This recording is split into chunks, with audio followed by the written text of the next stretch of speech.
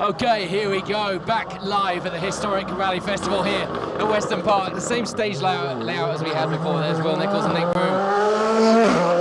And as you can see on that stage, we have had an awful lot of rain. We're back to biblical rain conditions, and there's a bit of oil drop down here on the stage as well. So we have been warned that quite a lot of cars have been chucking it sideways and struggling to get it scrabbled back up coming down this section of stage on the last layout. We've just had a meet and greet, and you'll be able to see some of the reaction of our star drivers in the show that goes out after this weekend on special stage. But it was just unbelievable. All the cars lined up. As you see that glorious Austin Healey 3000, all the cars were lined up, and you couldn't get near any of them. It was just wonderful. There were so many people enjoying the moment. Brollies everywhere, and we joked with Gwyndaf Evans that, you know, if we came here for a rekindling of the RAC rally magic, well, we got it, didn't we? Even the weather played its part, because this is RAC rally weather. This is the sort of weather you would expect if you were doing a stately home stage on the RAC in the 70s, the 80s, the 90s. You saw Ian Thomas and Gerard Wilby through in the Austin Healey 3000. Works replica, big Healey, and there he's Dan Gibson. Jeff Gibson alongside his old man, the lightweight Clan Crusader, weighing just 670 kilograms, as new. Built in 1971, took the world by storm at the Motor Show that year, London Motor Show, and there's a bunch of Lotus engineers who worked at Cheshunt with Colin Chapman, including his chief IndyCar mechanic for the Graham Hill IndyCar campaign, Arthur Birchall. And they started the Clan Motor Company. Paul Hauser, the MD of the Clan Motor Company. They built 315 cars, including the works cars, and including one of those 55 Luff shelled later cars that you see there that were actually put together by Brian Luff, one of the Clan men, as they're known, after the company folded in 1973, after, by the way, taking big prizes in rallying and racing. The 73 Mod Sport Series, the 72 Manx second overall, the Tour of Mull 72 outright win. You've seen Rafe Zambi through, and there's Bob Beals through in the Volvo P1800S. Stop talking about Clan Crusaders, Woodford, for 1 minute, will you? And that is a really unusual rally car to see, and we were just chatting to Warner Lewis. He has a 5-year vision for this event, and that means to me that we need to watch very closely over the next couple of years, because we're in year 3. This is going to be big, and that was the words of Louise Aitken-Walker, World Ladies Champion in 1990. And She said this is going to be big, and you know what? I think she's right.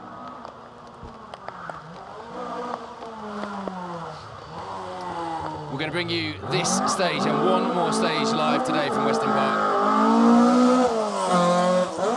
Dave Harris, that car still very much in forest trim, very soft on the suspension and perfectly set up to do a few donuts and style it out if he gets it wrong on the corners here. Nicely done. One of the participants this weekend who does normally compete in competitive rallying in that Mark II. There's Ian and Caroline Hill once more in the Opel Manta, a big car to be chucking around these stages. The Manta was a dream when it came out. And Russell Brooks and Mike Broad were in the Chevette, and Jimmy McRae turned up in his Manta. Mike Broad was ever so jealous. He actually jumped in Ian Grindrod's seat, had a sit in and said to me it was like armchair rallying. Said it was like climbing into a little box getting into their Chevette after that. We have lost the Chevette from the entry, which is disappointing. Did see it through the first couple yesterday, didn't we?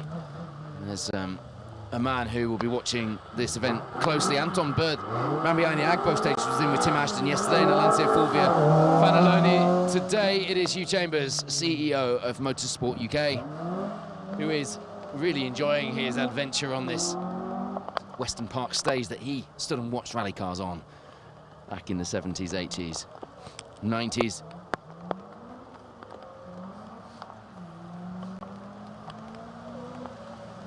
Comes Gary G in the TR7, had a bit of an issue with overheating last night. Did the last stage in the dark with no water or coolant.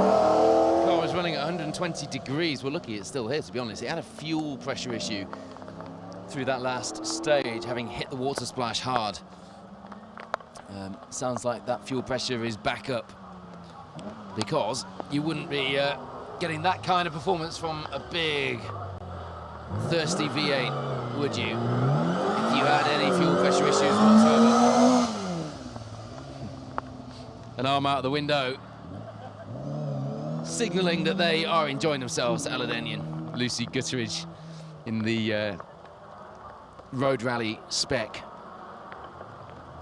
Quite a good spec on that car, to be fair. Mark II Escort. Trevor Hancock, James Hancock alongside, showing us what it might have just looked like in 1978 on the RAC, and in fact almost certainly looked like. Works replica TR7 V8 spinning its wheels up, throwing water off the stage. It's so wet out there. There's you probably can't see it on your screens, but there's a river of water flowing down the stage.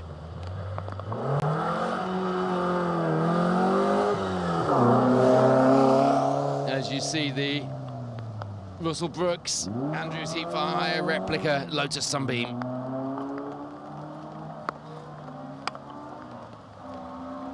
Yeah, it was Di Davies and Steve Pugh that were in the Chevette yesterday. That was Kevin Knight. Sam Weller in the Lotus Sunbeam.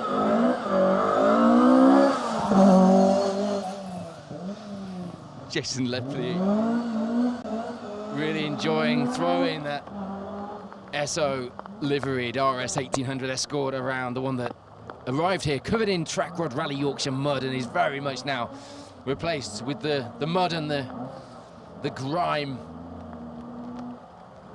that adorned many a RAC rally competitor back in the golden days of our sport.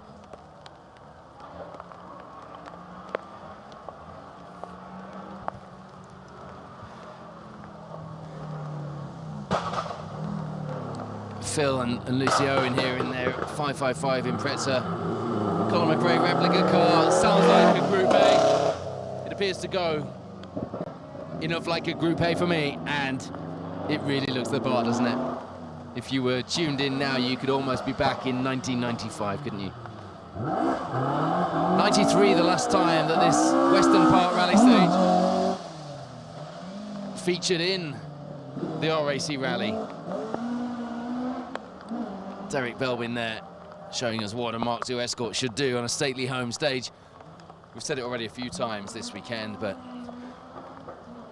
we should really admire the energy and enthusiasm put into this weekend by the team at the Western Park stately home. It is a beautiful place to visit, and although I've been here before, I've never quite got behind the scenes, or should I say, behind the closed doors. We stayed in the actual house last night and the night before, and it was just incredible. Such history, and so beautifully preserved, and so well thought out as an attraction as well. I will be back, and I hope it's back with rally cars again next year. Arnold, Tortel, Chris Baines in their French tarmac rally spec Mark I Fiesta XR2, and there is the MGZR, the 1600 MG that we've seen going so well this weekend. Elliot Sharp and Liam Carfrae. First rally was the Tour of Cornwall in 2005 in an Austin Mini. The diff failed on them. And how that feels. My first rally a mile into the first stage at Blyton at the Jack Neal Memorial, and my engine gave up the oil drive on the camshaft, decided to give up the ghost on the 909 part inside that Ford KA Borum spec engine, and it was game over. There we are again. If you're going to go around twice, do a donut. Styling out there, Bob Dennis and Caroline Chapman in the Subaru Legacy. We started with 80 cars spanning a full breadth and depth of history of our sport. On Saturday morning here in Staffordshire, we were at Hatton Grange for the first 4 stages of the day, before coming back here to Western Park for those 2 spectacular night stages last night. And while I always think we're not really delivering much on a live stream in the dark, and all you can see is headlamps and glowing brake discs, speaking to so many of you that watched that coverage last night, you absolutely loved it. So, you know, that's great. Thank you for that, Andrew Woolridge and the 106 GTI of the Sherritts, which is featured quite often in our coverage here on Special Stage.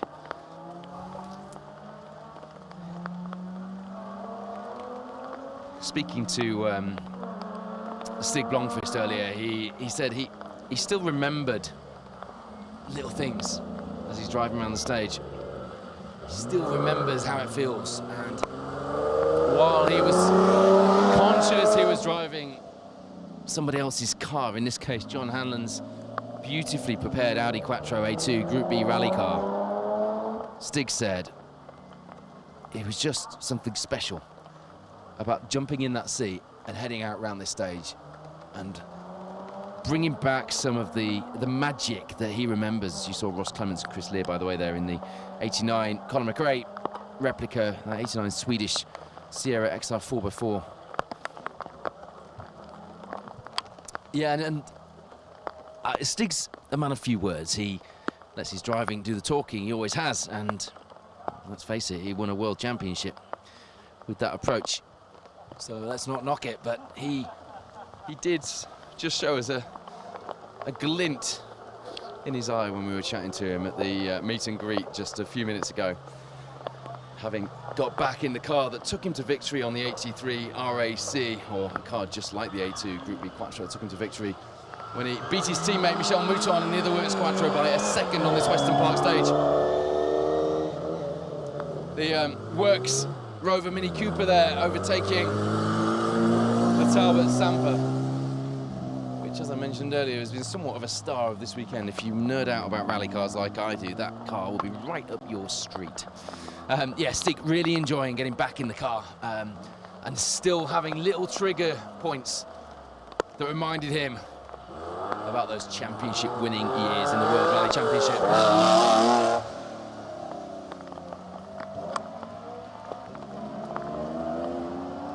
Lorraine Nixon, who is co-driving in that John Rutter Lancia Stratos, has not had a smile off her face all weekend. She loves these events. She's done many of them in some iconic cars, including latterly Lancia 037 across Europe. That was a nice bit of rear end action, wasn't it? Escorts are so important to our sport, aren't they? And it's nice that we've got a combination of X-Works cars and... Oh. You saw that before me because I'm stood behind a tree here.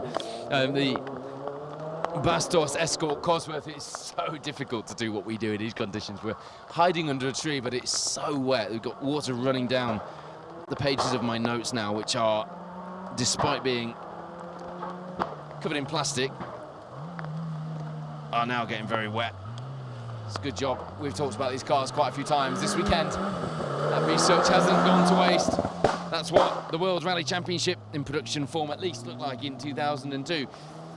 Didn't quite need the snorkel on that Safari spec Proton Pert or Mitsubishi Lancer Evo 6, let's be honest.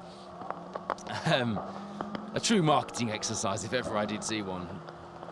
1990s style, or early 2000s style, I should say. Yeah, it didn't quite need the snorkel, but probably not far off. There's that ex-David Sutton Rothmans Escort. It's had a private collection for 10 years before being mechanically restored and re-prepped to come out here on the rally stage. That is quite some machine. It has its rear windows adorned with Goodwood Festival of Speed rally stage stickers, and I just wonder, stood here at Weston Park looking at this third incarnation of this historic rally festival, whether in future years it will be as prestigious to have your rear windows emblazoned with stickers which tell a story and let people know that you came to Weston Park and took part in the UK's biggest rally festival, because that's what this is. Talking to Warner Lewis, it's a festival, it's a way of bringing these cars out to play, showcasing our sport to new audiences and reconnecting with some ones that we have enjoyed rallying with along the way and perhaps lost at other parts along the way. It's a fitting tribute, whatever you think, to it's Team Fina. Yeah. Salika GT4, Stuart Dealey and Steve Harness in the Militant-engined E30 BMW M3, both with their very similar 80s Fina liveries. Yeah, whatever you think, or whatever your preconceptions perhaps were of historic rally demonstrations, I truly hope that, like me, I mean, it's been a long time since I was ever cynical about anything like this, but we all were at one time, because rally demonstrations don't quite do what they say on the tin. When you get out here and you see this,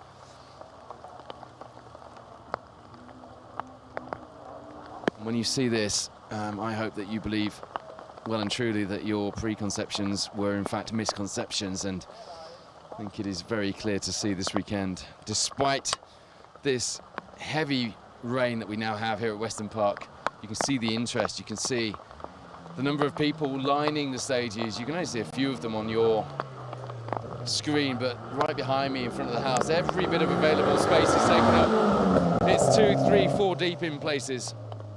There's the Shell Helix Escort Cosworth, the ex-Johnny Milner, of course, double British Rally champion, but not in an Escort.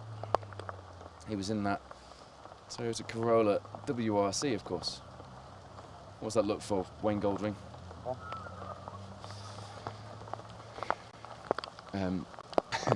It's been an adventure this weekend, that is for sure.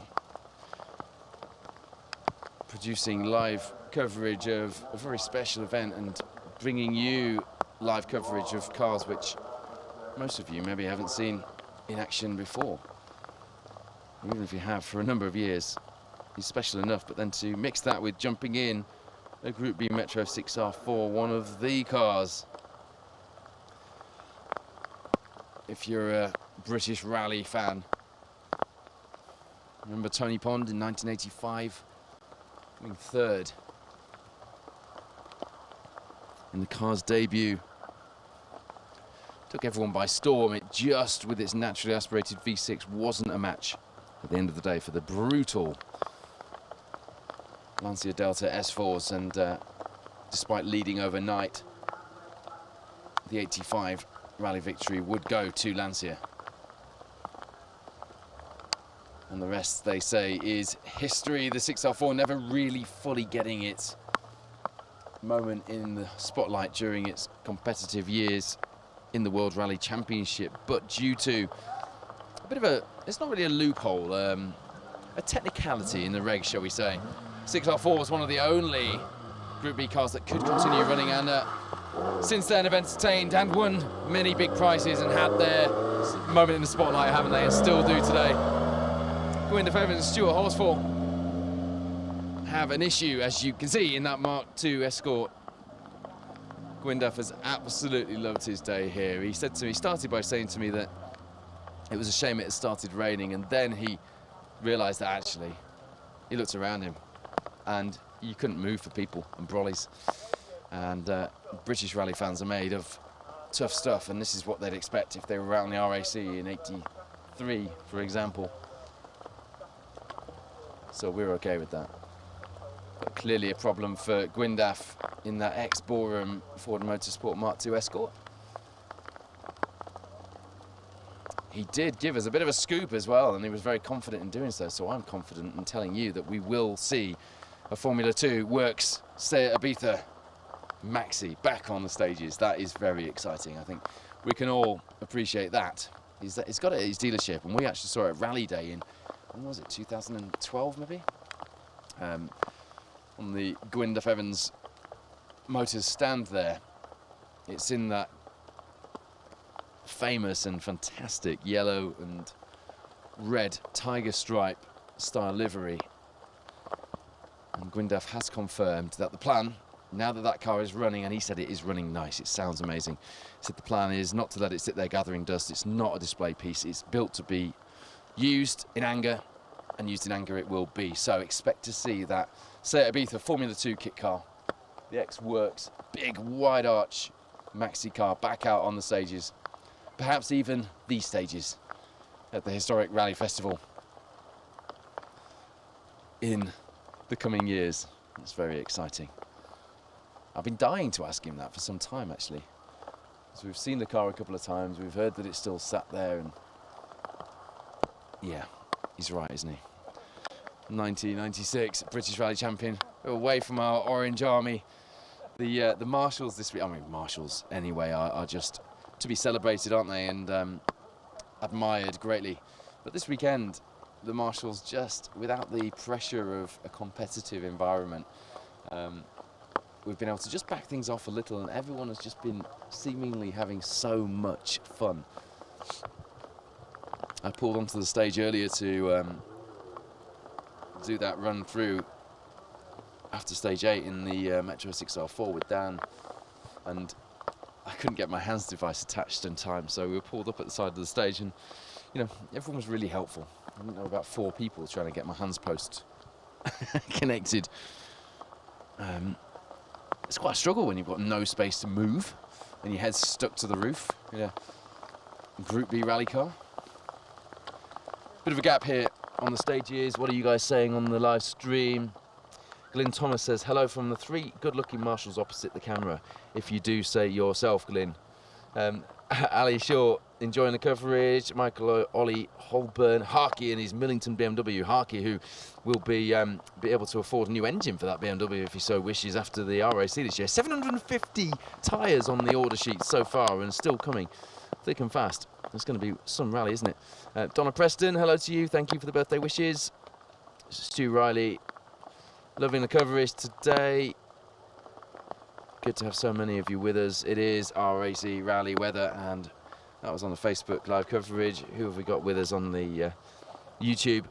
Black Screen Water Sound says, not really sure what that means. Rebecca Shepherd said, come on, a big shout out to all the guys from EJM who are in service here. There you go, big shout out. Looking after that Golf GTI Mark 1, the Monte Carlo Rally Tribute. There's a couple of ghosts there running around in the fan zone. The fan zone here actually has been fabulous. Tons of cars on display. And do you remember the days when you went to a rally and all of the Marshall and Spectator cars were kind of rally modified or accessorized rally themed cars? Well, it's a bit like that in the fan zone. You can probably just in the distance see the Stratoses and Focus RS, Escort Cosworth, Monte Carlo. There's some really cool cars over there. There's a great trader area full of rally merchandise, and it surrounds the water splash, which is pretty cool. And then last night there was a real festival vibe, live rock and roll music under a big posh yurt, I think is probably the best way to describe it, all lit up with fairy lights and benches and bars. It was a bit like a beer keller festival down in the fan zone for the last couple of stages here at Weston Park. And then of course we had that firework display last night. A few of you disappointed that we didn't give you a firework display live. I don't know, maybe it's just me, but I don't see the attraction in watching fireworks on a phone or a computer or a TV screen. I don't know, we do it at New Year's Eve, I suppose, don't we? But no, we thought we'd save a little bit of the flavour of this event, the wider aspects of it, for the TV show, which will follow the live coverage this weekend. And if you are a competitor and you are signed up to get a copy of the DVD, indeed it will be on there as well. Part of the vision of Warner Lewis and his team is to have the live coverage to go along with this. So not only are we showcasing the cars here in person and getting spectators up nice and close to them, but we're also doing that live on TV as well and online. But I have to say, next year, if you can possibly, and you didn't this year, get yourself along, because this is going to be bigger and better even than it is this year.